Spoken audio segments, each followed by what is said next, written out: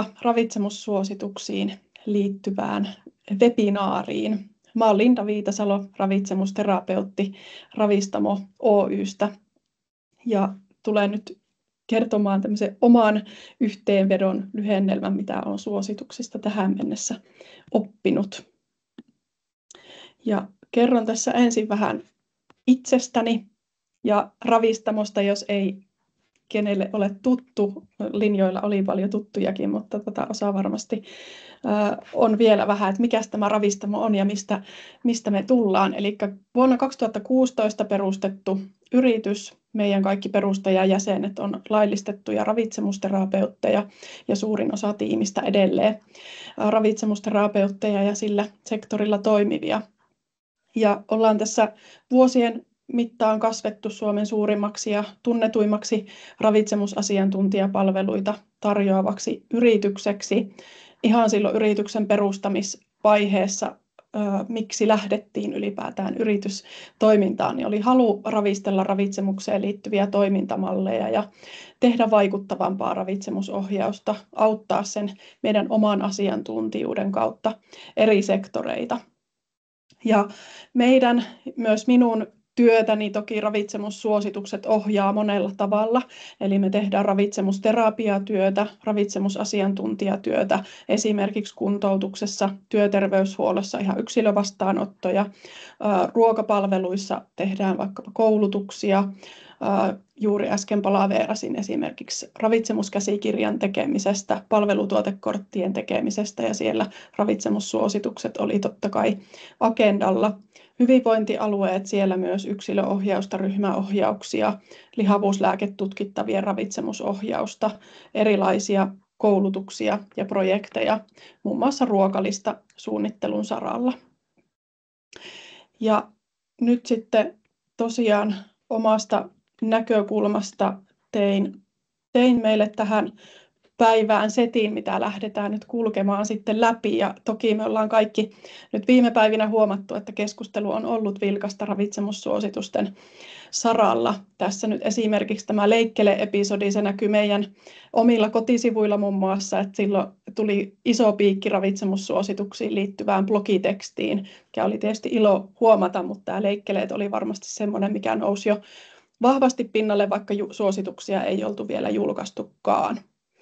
Ja sitten siellä oli vaikka riisiin liittyvää, hiilihydraattilisäkkeisiin liittyviä linjauksia, ne tuli otsikoihin, kahvi, kofeiinin käyttö, alkoholiasia oli otsikoissa, samoin myöskin broileri. Tässä nyt muutamia otsikoita, mitä nyt on tässä nähty kuukauden sisällä oikeastaan varsinaisesti, niin lähdetään nyt sitten seuraavaksi katsomaan, että mitä ne suositukset oikeastaan sanoo näistä aiheista ja minkälaista kantaa on sitten otettu virallisesti.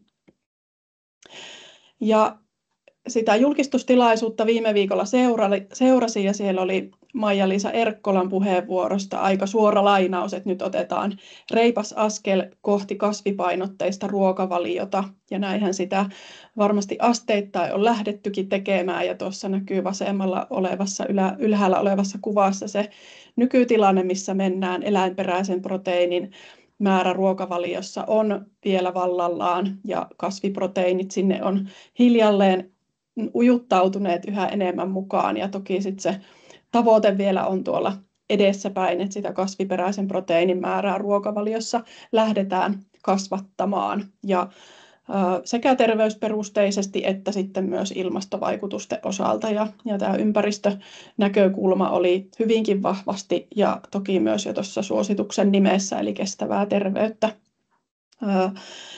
Nimi viittaa siihen ympäristövaikutuksiin. Tässä on vähän vertausta suoraan suosituksesta, että mitä se eläinproteiinipainotteinen ruokavalio on versus kasviproteiinipainotteinen ruokavalio. Molemmissa on etuja ja riskejä, jotka on hyvä sitten huomioida.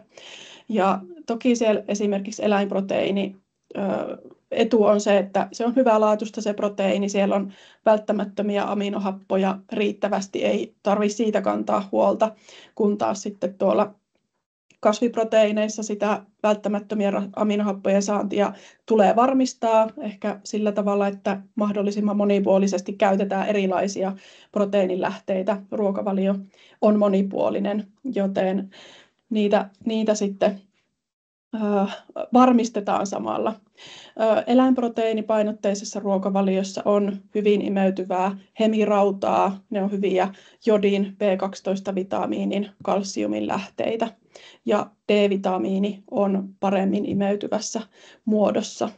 Ja kun taas sitten tuolla kasviproteiinipainotteisessa ruokavaliossa tarvii se B12, D-vitamiini, jodi, kalsium turvata tai ainakin paljon enemmän kiinnittää siihen huomiota.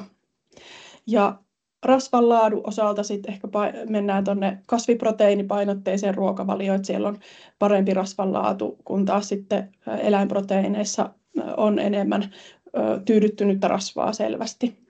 Ja eläinproteiineissa myöskin vähemmän kuituja, tulee liikaa energiaa herkemmin. Ja sitten taas kasviproteiineista saadaan kuitua, muun muassa folaattia, erilaisia fenolisia yhdisteitä, antioksidantteja, jotka muun muassa vähentää tulehdusta elimistössä ja vähentää tautiriskiä. Vaikkapa diabeteksen osalta, sydän- ja verisuonisairauksien osalta ja erityisesti perä- ja paksusuolisyöpä. Ja sitten taas toisaalta tuolla eläinproteiinipainotteisessa ruokavaliossa huomataan, että siellä on sitten enemmän diabetesta tai se riski on ainakin suurentunut, sydän-verisuonitaudit ja suolistosyövät samalla tavalla. Yes. Ja huomasinkin, että tuolla, näkyykö muille toi? Mä katsoin, että tuolla on tullut joltakin viesti, että ei näy näytönjakoa, vaan vain puhuja näkyy. Näkyykö kaikille toi näytönjako tällä hetkellä? Tänne ainakin näkyy.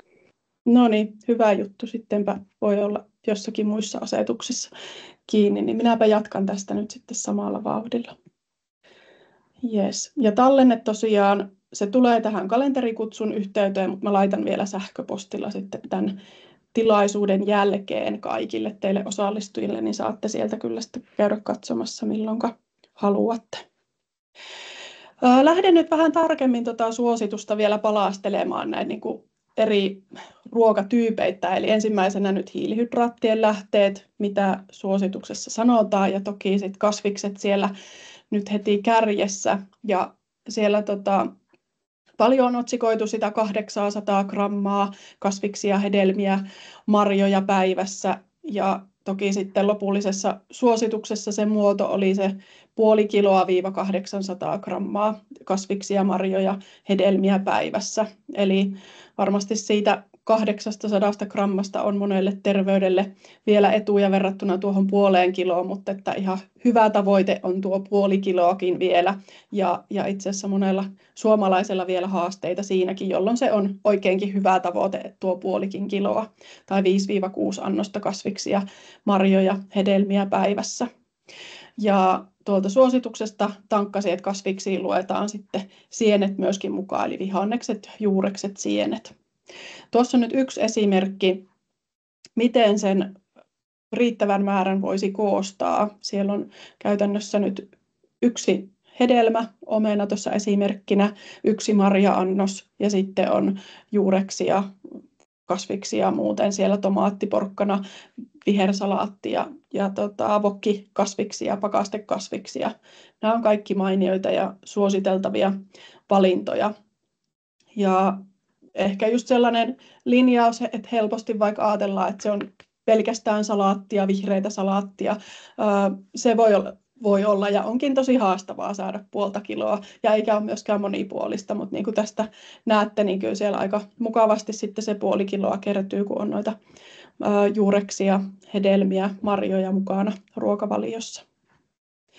Ja seuraavalla sivulla sitten se paljon puhuttu 800 grammaa tai 8-9 annosta kasviksia, marjoja, hedelmiä, miltä se näyttää. Täällä sitten on jo 4 annosta tuosta 9 annoksesta marjoja tai hedelmiä, 1 marja-annos ja se 1 omena tuolta samasta esimerkistä kuin äsken. Ja lisäksi on sitten vielä mandariini ja päärynä tullut tuonne mukaan. Ja sitten on se tomaatti, porkkana, salaatti, vokkikasvikset, mitä oli edellisessäkin esimerkissä, ja sitten 1 salaatti kautta raasteannos vielä lisänä. Eli käytännössä noin 2 hedelmää ja sitten raastesalaatti tuli tuohon mukaan. Ja miksi kasviksia, hedelmiä, marjoja suositellaan tämän verran? Ja tähän nyt listasin noita hyötyjä, mitä sieltä voidaan löytää. Ja tämä nyt on tosiaan vaan entisestään vahvistunut se tutkimusnäyttö, että kasvisten, hedelmien, marjojen terveysvaikutukset on niin laajat ja mittavat, ja sen takia niitä suositellaan, että lisätään ruokavaliossa. Eli siellä on tosiaan runsaasti vettä, vähän energiaa, kuituja, erityisesti juurekset on semmoisia runsaskuituisia, mutta toki kaikista saadaan kuituja. C-vitamiini, E-vitamiini, K-vitamiini, folaatti, erityisesti tumman vihreistä kasviksista, ja folaatin saanti itse asiassa on semmoinen suomalaisilla aika haastava, joten tämä kasvisten käytön lisääminen kyllä hyvinkin siihen haasteeseen vastaa. Kaaliumia, sitten on erilaisia fytokemikaaleja, eli kasvien tuottamia suoja-aineita, ja ne muun muassa sitten heikentää tai vähentää tulehduksia, tukee sydän- ja verisuoniterveyttä, toimii ihon suojana, näkökykyä ja esimerkiksi vaikka syövän riskiä vähentää. Et ei ole niin kuin nämä fytokemikaalit tämmöisiä välttämättömiä ravintoaineita, niin kuin vitamiinit ja kivennäisaineet on, mutta erittäin hyödyllisiä meidän terveydelle. Jonkun verran tulee kalsiumia kaalikasveista, nauriista, mutta ei ehkä semmoisena ainoana kalsiumilähteenä toimi. Rauta, sinkki, kalsium, magnesium, no folaatti tuolla olikin mainittu jo aikaisemmin, mutta nämä nyt ehkä vielä sitten, että erityisesti pinaatti, salaatti, rauta, sinkki, kalsium, magnesium, folaatti on semmoisia, ja karotenoidit, mitä sieltä saadaan, sitten taas porkkana ja tummanvihreät vihannekset erityisesti semmoisia, mistä noita karotenoideja myöskin saadaan, eli A-vitamiinin esiastetta. Ja polyfenoleita, nämäkin on itse asiassa kuuluu tuonne fytokemikaalien ryhmään, ja ne muun muassa tuo makua, väriä, kasveille vastustuskykyä ja sitten ihmisessä vähentää tulehdusta ja pienentää kroonisten sairauksien riskiä, eli siinä mielessä tärkeitä ainesosa-asiaa myöskin. Ja tämä on ehkä se perusta, että miksi tulee tuo suositus, niin tiedetään, että niukasti kasviksia, hedelmiä, marjoja sisältävä ruokavalio on merkittävä riskitekijä kroonisten sairauksien kehittymiseen ja koskee kaikkia Pohjoismaita, että perustuu sinne pohjoismaiseen suositukseen. No sitten hiilihydraattien lähteistä viljavalmisteet on totta kai se yksi iso hiilihydraattien lähde. Ehkä semmoinen peikkokin monelle, tai ainakin omassa asiakaskunnassa ravitsemusterapeutin ohjauksia kun teen, niin kyllä siellä moni sitä hiilaria tahtoo vähentää edelleen.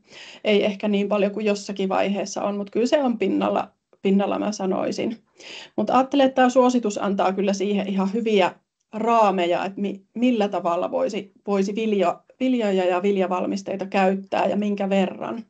Eli tosiaan tämä on ehkä varmasti kaikille semmoista selvääkin, että kaura, ohra, ruis, vehnä, riisi, maissi, ne on viljavalmisteita, ja sitten puhutaan tämmöistä niin sanotuista valeviljoista, amarantti, tattari, quinoa, joita sitten myöskin gluteenittomassa ruokavaliossa voidaan käyttää riisin, maissin ja gluteenittoman kauran ohella. Niin sieltä toki mä ajattelen, että hiilihydraatit on tosi tärkeä energianlähde, tai viljavalmisteet ja hiilihydraattien lähde, proteiinia saadaan mukavasti, kuituja paljon. Et oikeastaan jos viljavalmisteet jättää hyvin vähälle tai melkein kokonaan pois, niin on haastava saada riittävästi kuituja. Ei mahdoton, mutta haastava. Sitten ravintoaineista saadaan E-vitamiinia, tiamiinia, eli B1-vitamiinia, folaattia, rautaa, sinkkiä ja taas näitä hyödyllisiä fytokemikaaleja. Ja se tiedetään, että täysjyvän käyttö myöskin pienentää riskiä sairastua suolistosyöpiin, sydänverisuonitauteihin ja tyypin 2-diabetekseen. Ja mitä nyt sitten ruoka-ainetasolla suositellaan, niin se, että viljavalmisteista käytettäisiin pääosin täysjyvää ja vähäsuolaisia vaihtoehtoja. Ja tuommoinen määrätavoite olisi vähintään 90 grammaa päivässä. Ja hiilihydraateista monesti tämän määrän lisäksi sanotaan, että tärkeintä on kiinnittää huomiota laatuun. Ja vaikkapa nyt leivistä voidaan sitten katsoa kuitupitoisuuksia. Siellä olisi vähintään 6 grammaa 100 grammassa kuituja. Ja sitten taas tämmöiset täkkileivät, kuivatut leivät siellä vähän enemmän, 10 grammaa 100 grammassa. Ja lisäksi tuo suositus on linjannut, että ympäristövaikutusten vuoksi riisiä vähennettäisiin ylipäätään. Ja tämä seuraava kuva oli mun mielestä ihan mielenkiintoinen suora screenshotti itse asiassa Maija-Liisa Erkkolan esityksestä viime viikolta, että kun on katsottu ravintotekijöitä ja sairauksien vuoksi menetettyjä toimintakykyisiä elinvuosia. Suomessa nimenomaan tätä ei ole vielä julkaistu ilmeisesti tätä tutkimusta, mutta pitkällä jo on tulokset ja tulosten käsittely, että siellä itse asiassa ykköseksi nousi, että jos ruokavaliossa on vähän täysjyväviljaa, niin se on iso riski sitten, että menetetään näitä toimintakykyisiä elinvuosia. Ja sitten kakkosena on vähän marjoja ja hedelmiä. Sitten jos syödään paljon punaista lihaa, paljon prosessoitua lihaa, vähän kasviksia, paljon suolaa, vähän palkokasveja ja vähän monityydyttymättömiä rasvahappoja. Täysjyvän osalta tämä oli ainakin itselleni semmoinen mielenkiintoinen ja uusi herätteleväkin tieto, että se nousee noin korkealle, mutta hieno tieto toki tukemaan tätä täysjyväviljojen ja toisaalta varmasti sen sisältämien kuitujen ja muiden ravintoaineiden hyödyllisyyttä. No tässä on se 90 grammaa täysjyväviljaa, eli mitä se tarkoittaa sitten taas lautasella tai yhden päivän syömisissä. Siellä voisi esimerkiksi olla lautasellinen puuroa. Ajatellaan nyt, että se vaikka aamupalalla olisi. Sitten olisi 3 palaa täysjyväruisleipää. Voi olla toki muutakin kuin ruista, mutta 3 palaa täysjyväleipää ja runsas desilitra keitettyjä ohrasuurimoita. Eli tuossa se 90 grammaa sitten jo on koossa. No sitten osa toki vaikka haluaa vähentää leipää tai ei syö ollenkaan puuroa, että mitäs sitten sieltä tilalle. Et toki sitten voi ajatella, että on noita täysjyväviljalisukkeita joko isommassa määrin. Osa sitten haluaa ehkä hakea vaikka ajatella, että pelkästään sitä kuidun lisäämistä, että sitten siellä onkin vaikka enemmän pähkinöitä tai siemeniä tai jotakin kasviksia, mistä tulee paljon kuituja. Et sillä tavalla se kuidun määrä ehkä saadaan täyteen. Toki täysjyvässä on sitten myös erilaisia kuituja kuin mitä kasvikunnan tuotteissa voi olla. Et silleen ajattelen, että ihan hyvä pitää sitä rikkautta siinäkin mielessä ruokavaliossa, että täysjyvävilja sinne muodossa tai toisessa lisääntyy. Tai on siellä ruokavaliossa mukana, vaikka tyyliin niitä kuituja tulisi riittävästi suositusten mukaisesti. No jossain kollegan päivityksessä huomasin, että tämä suositus oli osaltaan perunan kunnianpalautus. Se oli ihan hyvin mun mielestä sanottu. Ja peruna siellä tosiaan ruokapyramiidissa, jota kohta tullaan vielä katsomaan yhdessäkin tarkemmin, niin siellä on nyt omassa lokerossaan. Ja nimenomaan ympäristösyistä se erityisesti on sinne nostettu ja sitä ehkä korostetaan siinä suosituksessa, että peruna on suositeltava osa terveyttä edistävää ja ympäristöystävällistä ruokavaliota. Mutta toki sitten ravintoaineiden osaltakin ajatellaan, että taas se on se hyvä hiilihydraatin lähde, jonkun verran proteiinia, ei toki mikään suuri proteiinin lähde, mutta jonkun verran löytyy. C-vitamiinia, B6-vitamiinia, niasiinia eli B3, folaattia, kaaliumia, fosforia ja karotenoideja, fenoleita esimerkiksi löytyy perunasta. Ja ehkä semmoisena haasteena nyt siellä tunnistettu sitten, että voi olla paljon uppopaistettuja tai rasvaisia suolaisia perunaruokia, niin niihin kiinnitetään erityisesti huomiota. Mutta peruna itsessään on hyvinkin hyvä osa sitä terveellistä ja ympäristöystävällistä ruokavaliota. No sitten proteiinilähteet. Siellä ehkä isompana osana vielä tuli palkokasvit, eli palkokasveille tuli oma suositus 50-100 grammaa päivässä palkokasveja, ja tämä on niin kuin kypsänä painona, ja se tarkoittaa esimerkiksi 1 desilitraa keitettyjä papuja, herneitä, linssejä, tofua, hummusta. Nämä kaikki painaa tuon noin 50-100 grammaa. Ja toki siellä on vaikka papulajeja paljon, soijapavut, härkäpavut, kidneypavut, valko-, mustapavut, ruskeapavut ja niin edelleen. Ja paljon saadaan palkokasveista just sitä kuitua, erilaisia vitamiineja, kivennäisaineita. Jonkun verran on haitta-aineita, mutta sekin on ratkaistavissa oikealla käsittelyllä, että vaikka paljon otetaan, keitetään, fermentoidaan, niin ei ole sitten fytaateista tai tanniineista ongelmia. Ja suosituksessakin tuotiin esille, että osalle nämä palkokasvit voi aiheuttaa vatsaoireita. Jos on herkkävatsainen, niin siellä voi olla sit haasteita. Ja varmasti, jos ei näitä aikaisemmin ole käyttänyt, niin hiljalleen lähtee lisäämään, että en lähtisi heti ensimmäisenä 100 grammaa päivässä syömään, tai välttämättä 50, että jos ei ole tottunut käyttämään, että pikkuhiljaa lisää ja totuttelee näihin valmisteisiin. Ja monesti sitten voi olla vaikka säilykkeet, niin siellä onkin vähemmän galakto-oligosakcharideja, jotka niitä vatsaoireita herkästi aiheuttaa, niin silloin voi vaikka aloittaa tämmöistä lempeämmistä valmisteista. Mutta erittäin hyvä, että on tämmöinen selkeä suositus. Tuossa tosiaan tämäkin on kuva suoraan suosituksesta ja kaikki niin mitä tuossa kipossa niin on, niin se on aina se 1 annos, 1 päivän annos. No kala on edelleen siellä toki vahvasti suositeltavien listalla mukana, ja kala itsessään kattaa kaikki rasvaiset kalalajit ja myöskin äyriäiset, eli esimerkiksi ravut tähän kuuluu. Ja kalallakin on paljon terveysvaikutuksia esimerkiksi sinne sydän-verisuonisairauksiin ja kognitiivisiin toimintoihin, niin kalan käyttö on hyvinkin edullista ja suositeltavaa. Ja laadukasta proteiiniahan me sieltä kalasta saadaan, omega-3-rasvahappoja, ja erityisesti rasvaisissa kaloissa sitten on EPA ja DHA:ta, eli pitkäketjuisia rasvahappoja. Ja D-vitamiini sieltä löytyy ihan luontaisesti, aika harvassa ruoka-aineessa sitä luontaisesti löytyy, mutta kala nyt onneksi on sellainen. Ja metsäsienet, tuossa jo aikaisemmin sienet mainittiin, niin sieltä myöskin jonkun verran D-vitamiinia löytyy.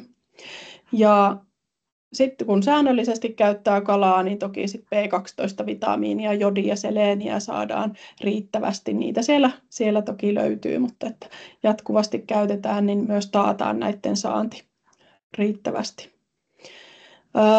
Ympäristönäkökulmasta tuossa suosituksessa otettiin kantaa, että tällä hetkellä ekologisesti kestäviä kalalajeja on ahven, hauki, kuore, muikku, särki ja lahna. Ja näitä voisi erityisesti painottaa omassa ruokavaliossa. Määrällisenä suosituksena 300-450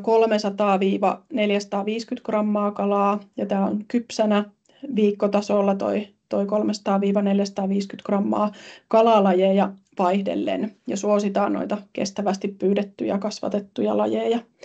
Ja lisäksi siellä suosituksessa oli vielä linjattu, että semmoinen 200 grammaa viikossa voisi olla rasvaista kalaa, esimerkiksi muikkua, lahnaa.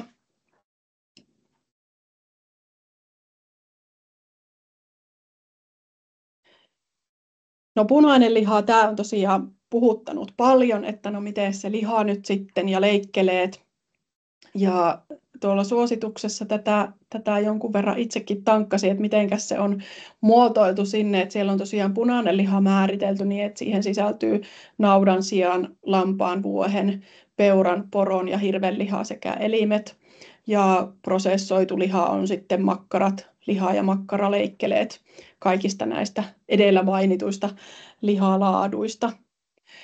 Ja mitä hyviä asioita tuossa jo ensimmäisellä slaidilla siitä jo sanoinkin, että siellä on hyvää proteiinia, hyvin imeytyvää rautaa, sinkkiä, B-vitamiineja ja sitten taas niitä tyydyttyneitä kovia rasvoja, jotka ei ole meidän elimistölle hyödyllisiä. Ja sitten taas erityisesti prosessoiduissa lihoissa, lihatuotteissa suolaa ja kovan rasvan lisäksi nitriittiä, fosfaattia. Ja miksi toi suositus on tehty tai sitä on tiukennettu aikaisemmin, se oli se 0,5 kiloa viikossa, eli 500 grammaa viikossa kypsänä painona. Ja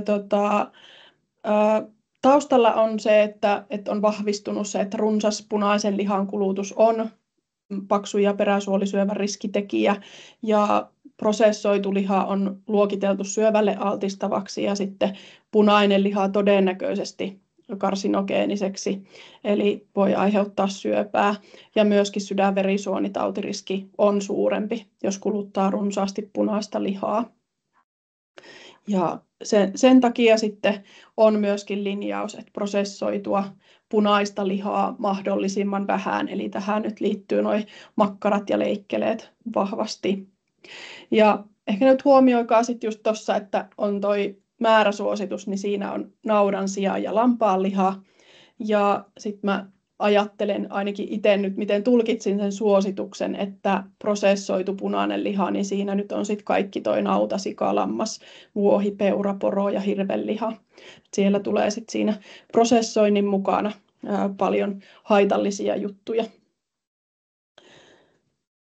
Yes. Ja no sen verran siellä oli vielä sit linjattu, että ympäristösyistä sen punaisen lihan kulutuksen olisi perusteltua olla selvästi allekin tuon 350 gramman viikossa.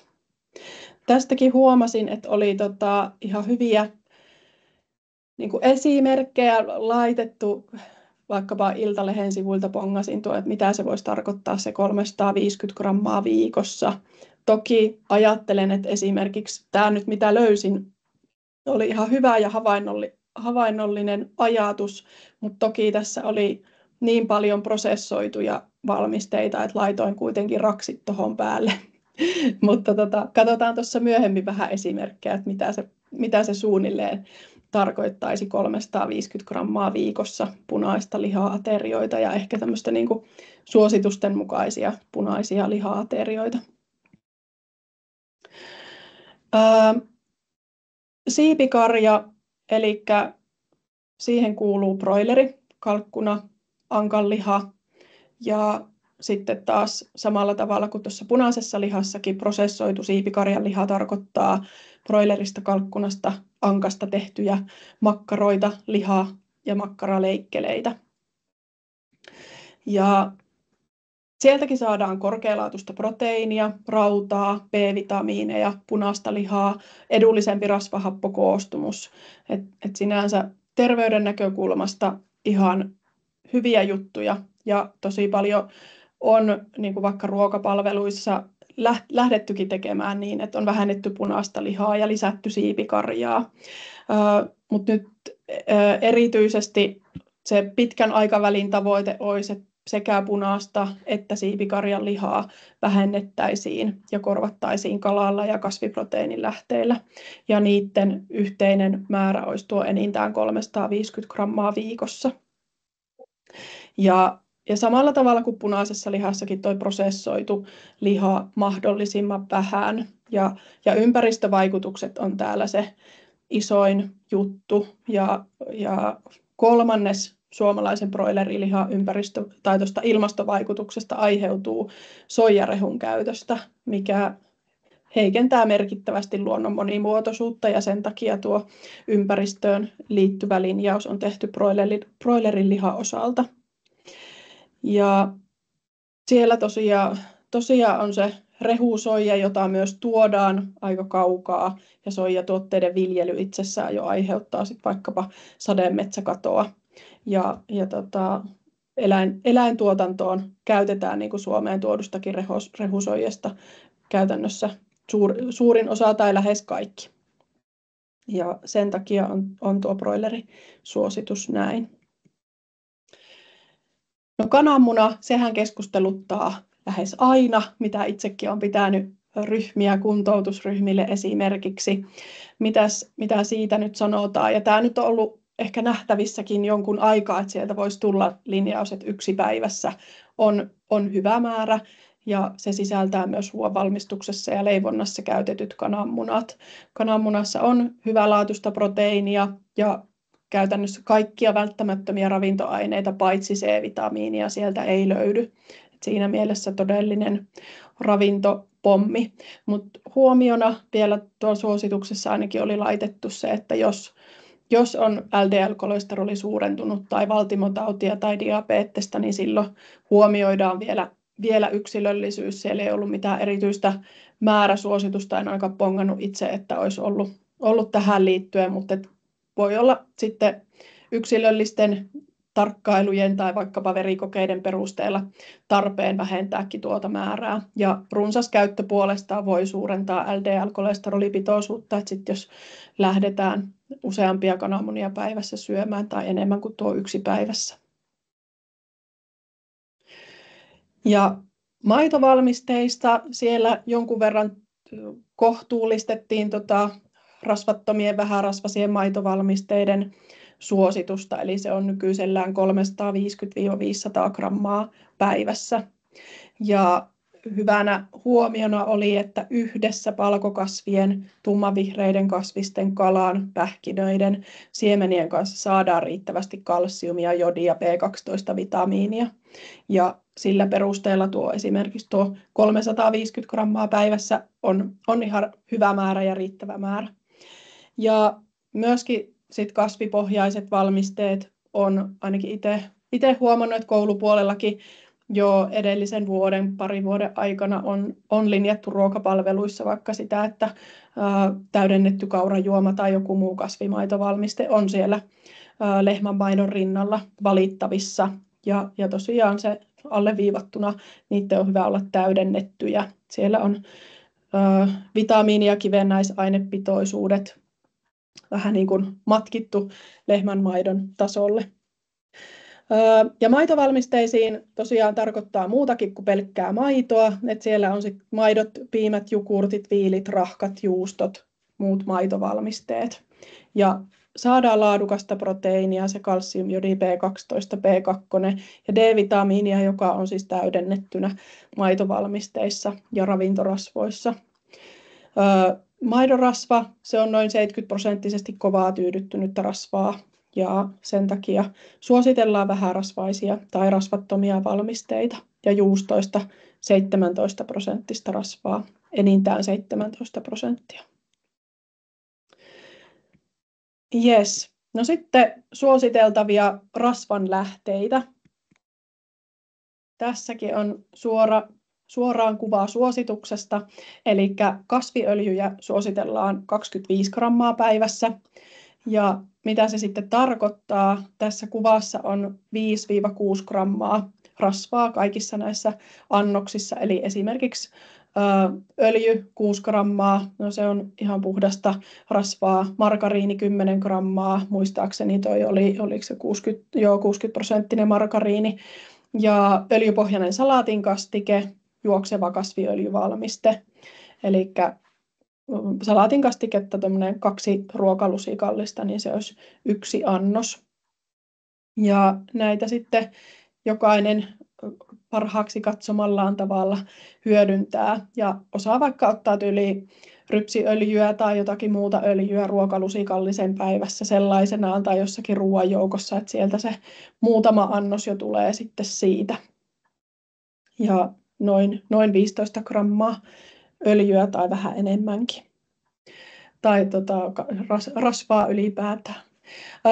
No, sitten elimistö tarvitsee 2 välttämätöntä rasvahappoa ja niitä ei siis elimistö pysty itse muodostamaan, eli jostakin ravinnosta ne on saatava, joten sen takia ehdottomasti näitä kasvi- ja kalarasvoja suositellaan. Rasvaliukoisia vitamiineja myöskin saadaan ja edelleen sydänterveydelle edullista ja suojaa tyypin 2 diabetekseltä nämä valinnat. Ja tällä hetkellä, jos ajatellaan suomalaisten ravitsemusta, niin kyllä siellä saadaan aika runsaasti tyydyttyneitä rasvahappoja. Ja sitten esimerkiksi se tarkoittaisi voin ja kookosöljyn, palmuöljyn käytön vähentämistä ja sitten lisätään näitä hyviä rasvoja myöskin, niin saadaan omega-3 erityisesti riittävästi. Se on ehkä se haastavin lenkki näistä välttämättömistä rasvahapoista, että saadaan N3-sarjan rasvahappoja tarpeeksi. Se on myöskin tämmöinen merkittävä kroonisten sairauksien riskitekijä Pohjoismaissa, tuo omega-3 puute, ja toisaalta ravintolisät ei sit korvaa myöskään hyvää ruokavaliota.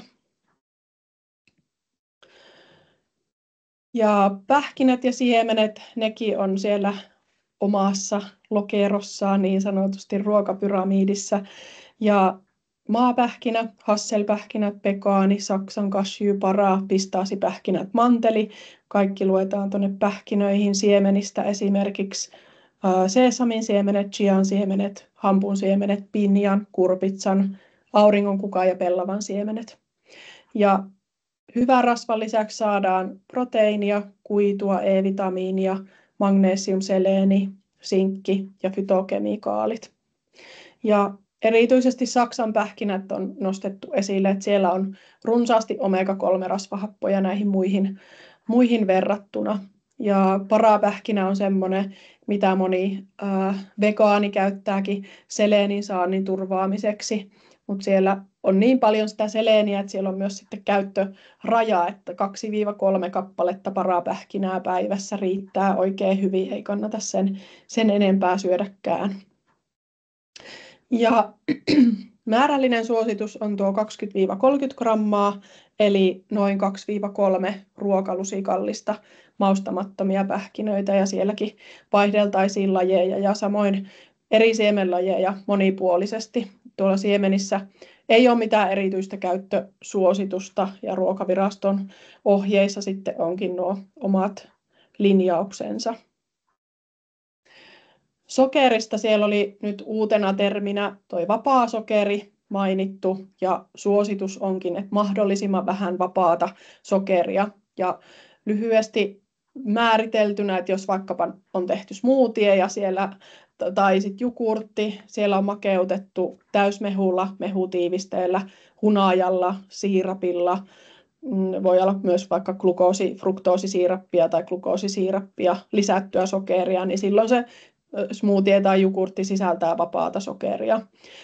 Mutta sitten taas siellä on syödyt kasvikset, marjat tai hedelmät vaikkapa, niin ei sisällä vapaata sokeria. Niitä ei sinänsä tarvitse pelätä, vaan mennään taas sinne kasvishedelmäsuositukseen, että siellä niitä kyllä ihan runsaasti ruokavaliossa saakin käyttää. Juomat, siellä tosiaan lööpeissä osa kahvinjuojista on saattanut pelästyä, että mitäs nyt ihmettä, mutta tosiaan siellä nyt erityisesti kofeiinipitoisiin juomiin on otettu kantaa. Juomat käsittää siis kahvin, teen, sokeria sisältävät juomat, vähän energiset juomat, vaikkapa nyt vesi ja energiaa sisältämättömät juomat, eli tämmöiset laittijuomat vaikkapa, ja kofeiinipitoisia toki sitten kahvi, tee, kolajuomat, energiajuomat. Ja 1-1,5 litraa päivässä ruoan sisältämän nesteen lisäksi on semmoinen suositeltava nesteen määrä ylipäätään, ja vesi on se ykkösvalinta janojuomaksi.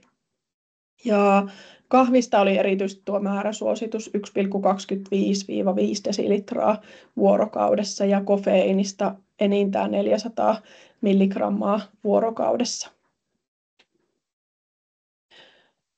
Ja alkoholista, siitä ei oikeastaan sen enempää tuo on suora lainaus, että koska alkoholin käytölle ei ole voitu asettaa turvallisen käytön rajaa, niin sitä ei suositella. Ja jos alkoholia kuitenkin käytetään, niin silloin se määrä olisi mahdollisimman pieni.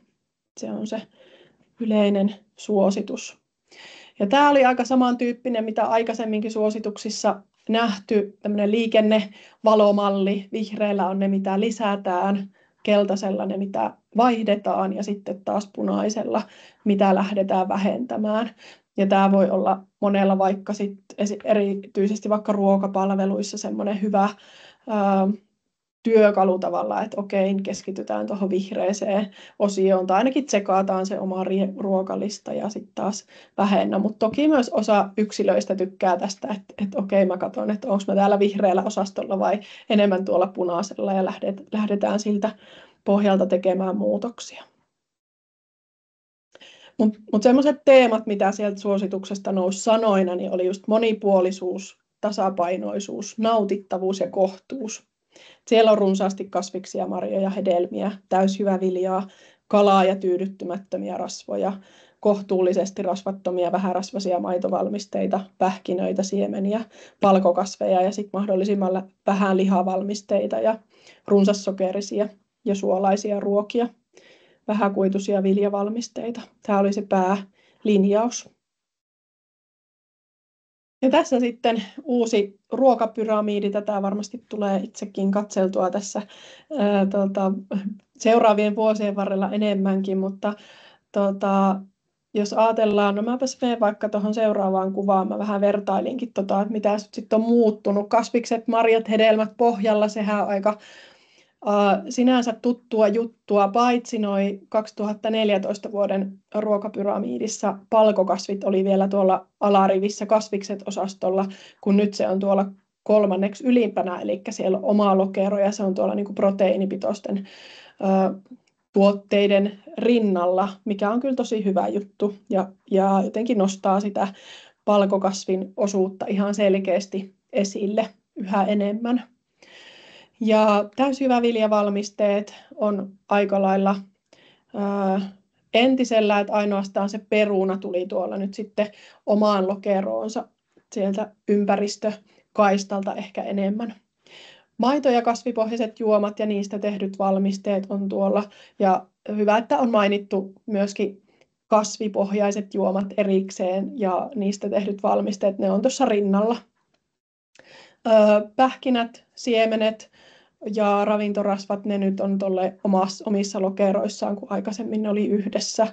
Kala on myöskin omanaan, kala- ja kalavalmisteet, kun taas sitten siipi, karjanliha ja kananmuna on yhdessä ja punainen liha on sitten omanansa tuolla omassa lokerossa.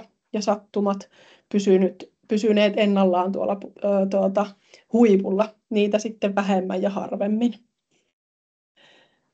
Ja no itse olen aina tykännyt vähän näitä vertailla myöskin maailmalta, että mitä siellä suositellaan. Välimeren ruokavalio ja Välimeren ruokapyramiidi on varmasti semmoinen monelle tosi tunnettu ja tiedetään se, ja tämä on aika pitkään pysynytkin samana, mutta siellä on ollut jo pitkään että on punainen liha ja karkit tuolla huipulla niin kuin samassa lokerossa, että sinänsä hyvin samantyyppisiä linjauksia kyllä on muissakin suosituksissa, mitä maailmalta sitten seurailee.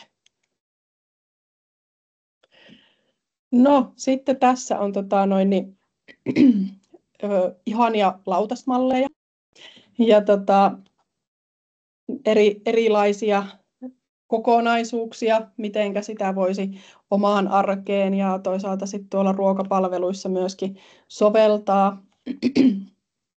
Eli tässä nyt sitten on esimerkiksi härkäpapu, kasvispataa, kasvislisäkettä, marjajälkiruokaa, täysjyväleipää, kasvirasvalevitteellä, rasvatonta maitoa tai piimää juomana tai sitten täydennettyä kasvijuomaa. Kaikki hyviä vaihtoehtoja. Ja tuossa on sitten tuommoinen papu, pasta-annos, kasvislisäkettä, täysjyväleipää, hummusta siinä leivän päällä, eli siellä on sitten vähemmän leikkelettä, tai mitä nyt ehkä on monesti ollut se leikkele tai juusto siellä leivällä, niin tuossa on se korvattu sitten hummuksella. rasvatonta maitoa tai piimää tai täydennetty kasvijuoma siellä taas. Ja sitten on kalapihvit, perunamuussi, kasvislisäke, öljypohjainen salaatin kastike, hedelmäjälkiruoka, täysjyvä leipä, kasvirasvalevite siellä leivän päällä taas, rasvaton maito tai piimä, täydennetty kasvijuoma. Hyvin samantyyppisiä kokonaisuuksia siinä mielessä, mutta hyvin erinäköisiä annoksia. Että monella tavalla saa koostettua sen oman aterian suositusten mukaisesti. Ja tässä on sitten tämmöinen eväslautasmalli, eli siellä on salaattia, jossa on monipuolisesti kasviksia, kananmunaa, pähkinöitä, hummusta, täysjyväleipää ja sitten on rasvaton maito tai piimä tai täydennetty kasvijuoma taas juomana. Ja tähän nyt sitten pari esimerkkiä vielä koostin tämmöisestä niin kuin yhden päivän ruokavaliomallista, että miltä se voisi näyttää. Ja muutamat ateriaesimerkit. Toki huomiona se, että on monta tapaa syödä hyvin. Nämäkin ovat vain yksiä esimerkkejä ihan samalla tavalla kuin nuo lautasmalliesimerkit. Yksiä hyviä esimerkkejä muiden joukossa. Ja toki saa kokeilla näitä esimerkkejä itsellekin, jos haluaa, että miten ne sopii ja huomioi mahdolliset yksilölliset rajoitteet, vaikkapa allergiat tai muut sairaudet. Mutta tässä muutama esimerkki. Nämä on siis joko omia aterioita tai sitten kollegani aterioita, että koostettiin vähän tämmöistä esimerkkiruokapäivää ja laskin vähän ravintoarvojakin Finelillä ihan huvikseni, että miltä nämä alkaa näyttämään. Mutta erityisesti keskityin tässä nyt siihen, että tulee kasviksia, hedelmiä, marjoja, se noin 800-900 grammaa päivässä. Ja ne annokset olen tuohon laskenut. En itsekään oikeastaan koskaan kannusta asiakkaitani keskittymään vaikka siihen, että kuinka paljon kaloreita se ruokavalio sisältää. Toki sitäkin on joskus hyvä hahmottaa, mutta ehkä semmoinen liiallinen kalorilaskenta ei ole se hyvä juttu. Mutta sitten esimerkiksi vaikka tämä kasvisten, marjojen, hedelmien määrään keskittyminen voi olla ihan hyvä. Toki hyvinkin yksilöllisesti sitten soveltaa, mikä kenelläkin on se tilanne. Vaikkapa ikääntyneillä, jolla on paljon sairauksia, niin sitten ehkä ei todellakaan monesti ole hyvä tavoite se 800 grammaa kasviksia, vaan sitten se voi olla ihan joku muu tavoite, mitä siellä seurataan. Mutta tässä nyt keskityin erityisesti siihen tosiaan heavy-puoleen niin sanotusti. No aamupalasta koostui mustikoista, persimonista, täysmehusta. Siellä suosituksessa tosiaan oli, että 1 desilitra täysmehua päivässä voisi olla osa sitä kasvishedelmä-marja-annoksia.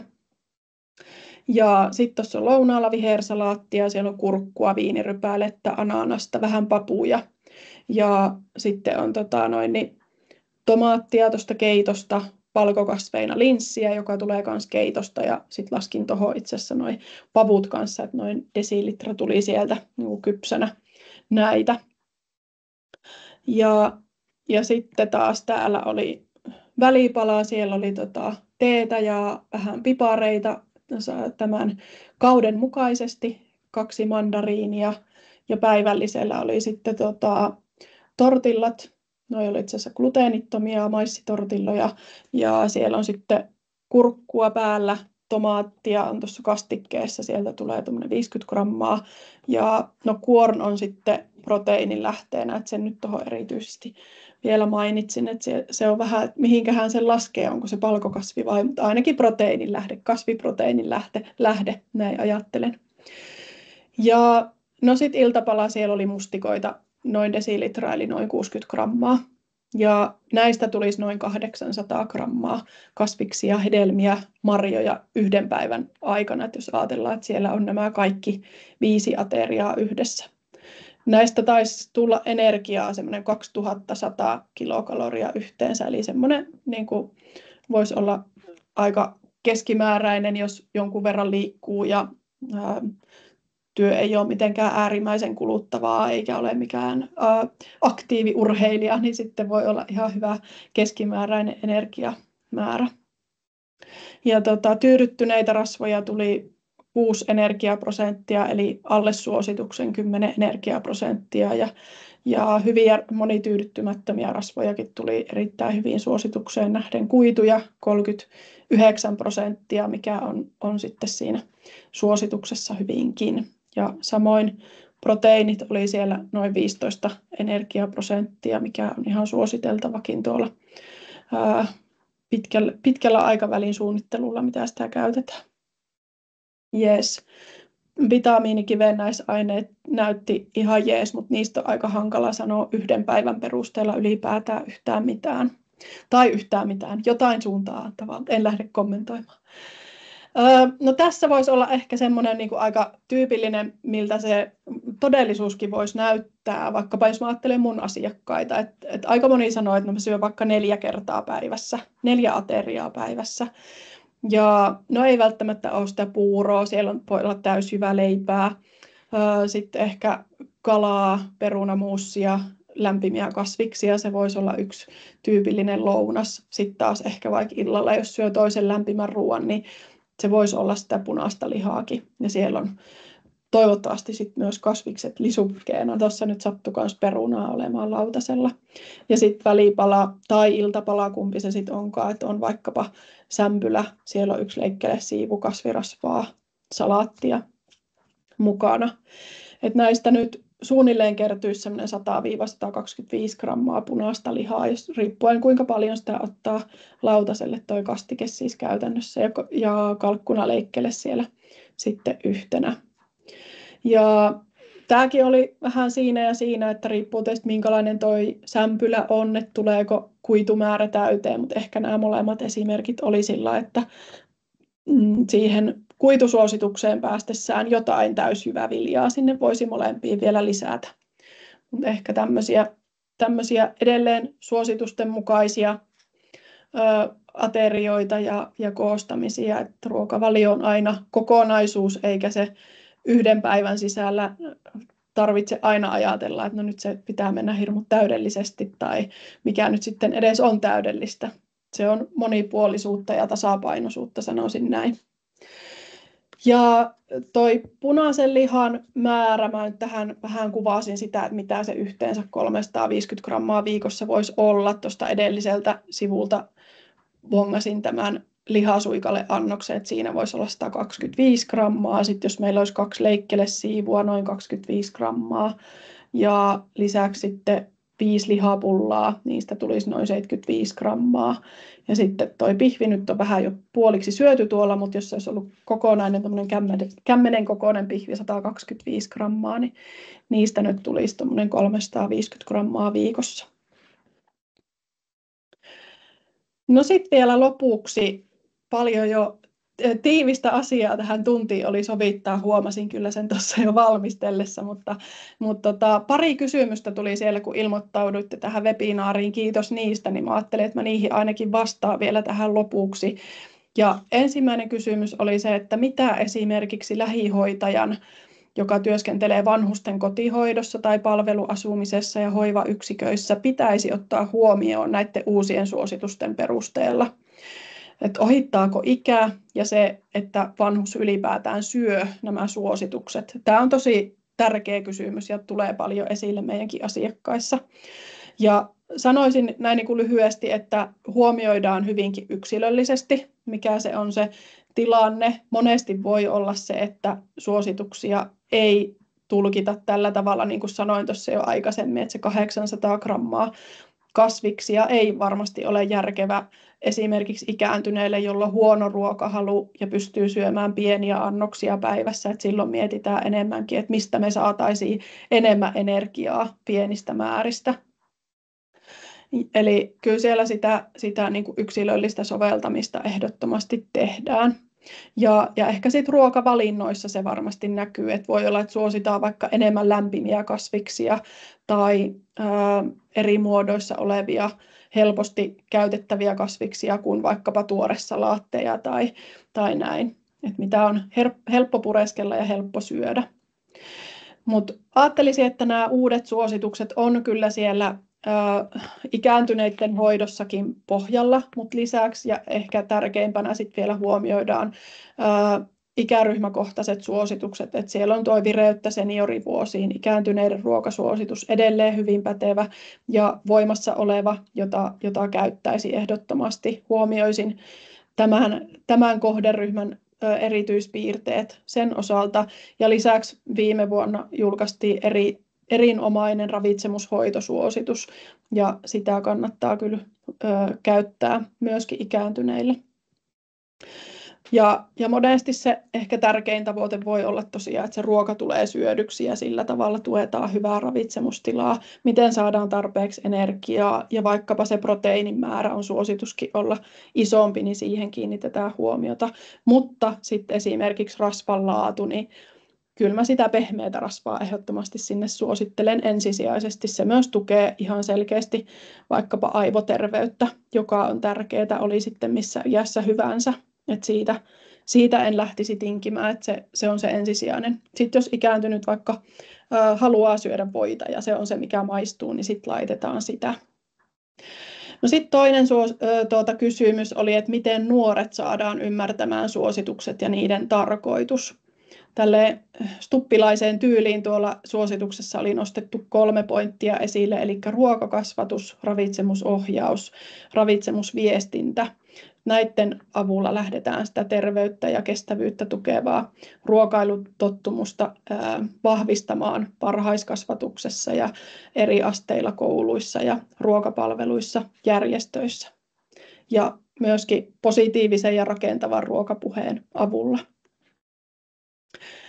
Ja tässä oli muutamia nostoja, että mitä siellä, en lähde tätä käymään sen tarkemmin läpi, mutta että mitä voisi tehdä sitten, että miten se näkyisi se ruokakasvatus ja ravitsemusosaaminen vahvemmin perus- ja täydennyskoulutuksissa esimerkiksi. Ja ruokapalveluiden osalta oli otettu kantaa suosituksessa esimerkiksi ruokalistasuunnitteluun näin, eli sielläkin lisätään valkokasveja, täysjyväviljaa, vihanneksia, juureksia, siemeniä, pähkinöitä ja ekologisesti kestäviä kalavaihtoehtoja, kun taas sitten se punainen liha, prosessoitu liha vähennetään, mutta ei kuitenkaan sitä korvata taas siipikarjan lihalla. Ja sitten myöskin vähennetään kovaa rasvaa, suolaa, sokeria. Ja tässä on myöskin listattu noita, mitä ateriapalveluille on suositeltavia toimenpiteitä. Siellä on toki ne elintarvikehankinnat ruokalistasuunnittelu pohjalla.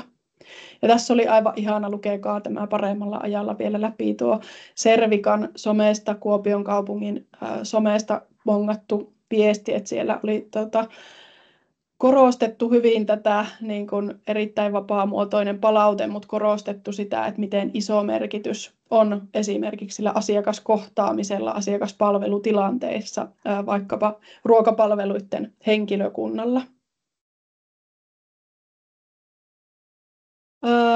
Energiaravintoaineiden saantisuositukset, näitähän esimerkiksi ruokapalvelut käyttää vahvasti omassa suunnittelussaan. Niissä ei tullut muutoksia käytännössä. Se vapaa sokeri, mitä nyt tuossa aikaisemminkin puhuttiin, niin se on muuttunut. Aikaisemmin oli lisätty sokeri, mutta nyt se on vapaa sokeri nimellä. Suositeltava vaihteluväli on edelleen tuo alle 10 energiaprosenttia. Ja proteiinimäärässä siellä oli pieni muutos sillä lailla, että keskimääräinen tarve aikuisille on 0,66 grammaa per kehonpainokilo.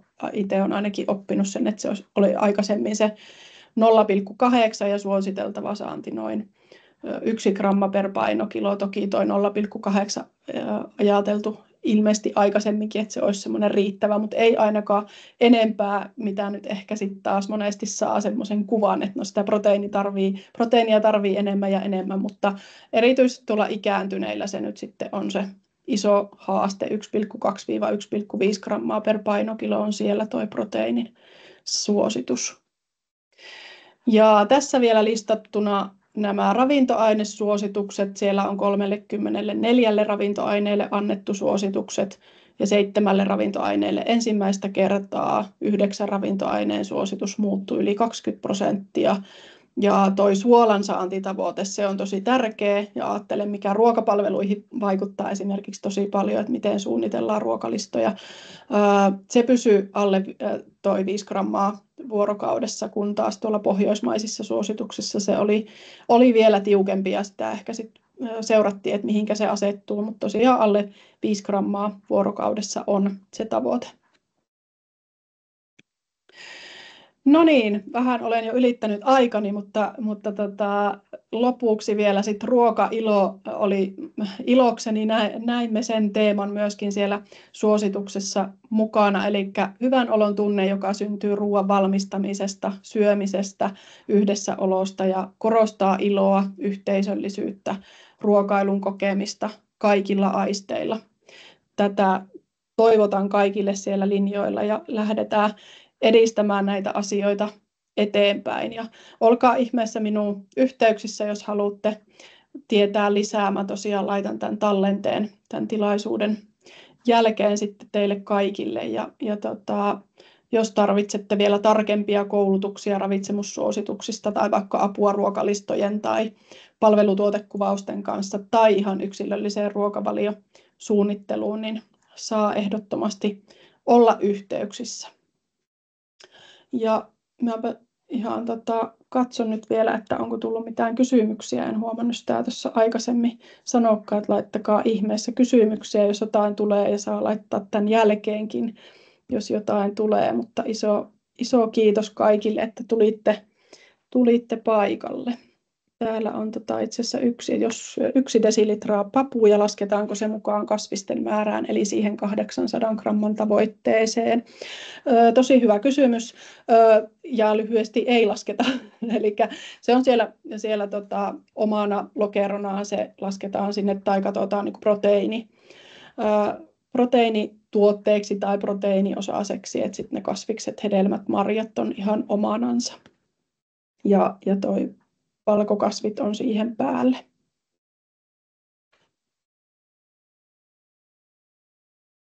Yes. Kiitoksia. Minä jään tähän linjoille vielä, jos joku haluaa jotakin kysyä, niin laittakaa vaan kysymyksiä. Mutta muille kiitos vaan ja moi moi. Kiitos, moi. Kiitos, moi. Saanko Linda kysästä täältä, kuuleeko mun ääntä? Halo. Hello.